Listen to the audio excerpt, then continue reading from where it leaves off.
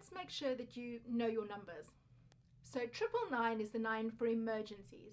So you call this number if you need an ambulance, police or fire service when someone's life is at risk or they're seriously ill or injured, or when there is a fire or when a crime has been committed. 111 is for non-emergencies.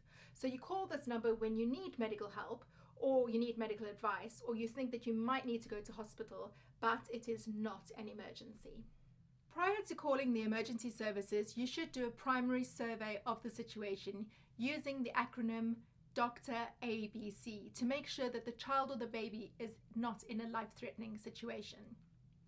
So D is for danger, and you should remove anything out of the way which might cause an injury to you, to yourself, or further injury to the child.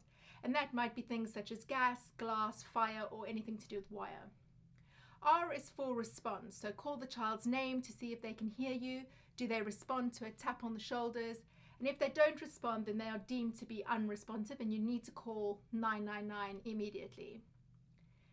A stands for airway, and that's when you have to open up their airway by ensuring that their head and their chin is tilted upwards from their body.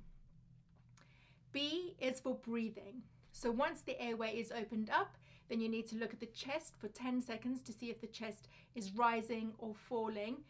And if breathing, the patient can then be put into the recovery position.